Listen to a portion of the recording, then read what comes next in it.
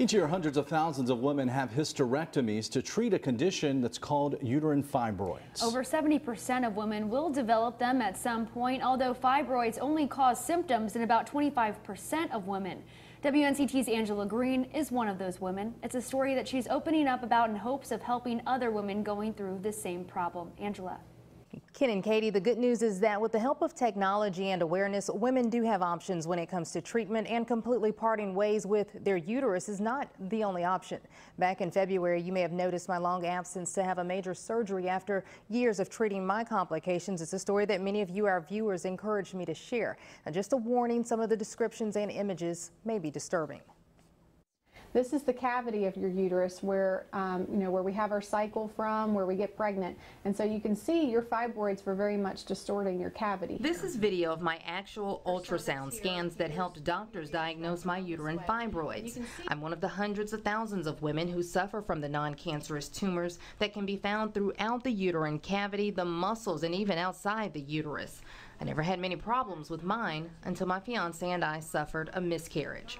If that pregnancy implants near the fibroid where it's not able to establish a good blood supply, you can have an early pregnancy loss, which is the most common reason for a lot of miscarriages of women that have fibroids. Dr. Marie Rowe with Greenville Women's Clinic is my OBGYN and performed my surgery. She says the pregnancy set off the growth of the fibroids, eventually leading to even more problems. Because fibroids grow based off of estrogen, and around pregnancy, that's when our hormones are the highest. And so for you, I think it was the fuel to the fire, if you will. You already had a predisposition with some small fibroids there. Sit down sometimes and tell you guys the news.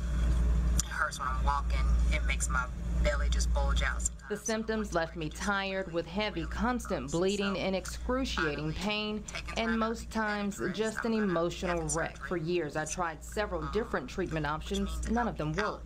Part of the way you felt was also side effects to putting you on different varying birth controls, because birth control can make you, can cause you to feel hormonal in and of itself, and have unpleasant side effects when it affects your mood.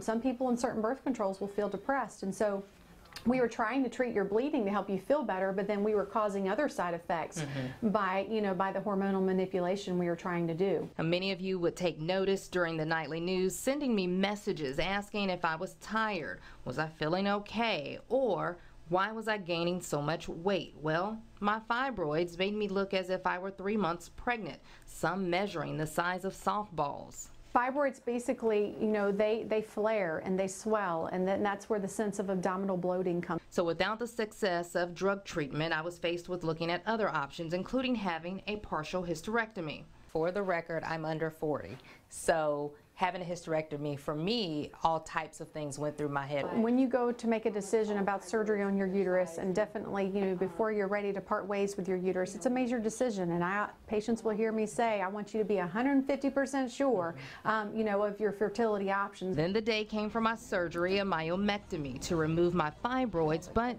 kept my uterus intact so I can have children in the future. So for you, you had a major, what we call exploratory laparotomy, where you have an incision that's very much similar to someone that's had a C-section. These are the 13 fibroids that Dr. Rowe removed from various parts of my uterus, more tumors than the ultrasound was able to detect. I thought before going into your surgery that you had, about 3 major fibroids that were the problem. And once we got in and saw exactly how many you had, I was very, surprised as well. The surgery took about 3 hours, then 3 nights and 2 days in the hospital, and then 6 weeks of recovery at home.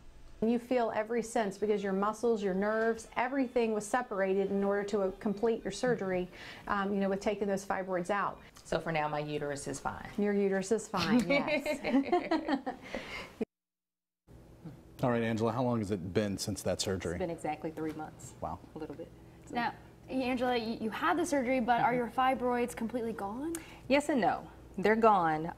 The surgery was to actually remove them, cut them out. But the fibroids can grow back. They're all hormonal, so at any point they can flare back up and come back. I chose that surgery again because I do want to have children eventually one day. So opting to have a hysterectomy would have completely taken out my uterus. That would have solved the problem. Just emotionally, mentally, I don't think I was ready to have a hysterectomy. It would trigger other problems other than just not being able to have babies. Yeah, and that's a myth.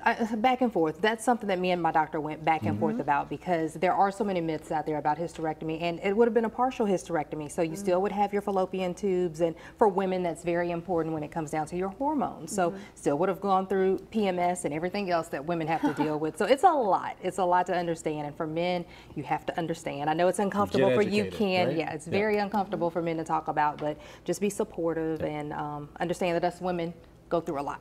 Speaking of educated, we've posted links to both of Angela's stories on our website, along with resources related to uterine fibroids. That's at WNCT.com. We're glad you're feeling better and back with us here, Angela. And you stay with us. We'll be right back after this break.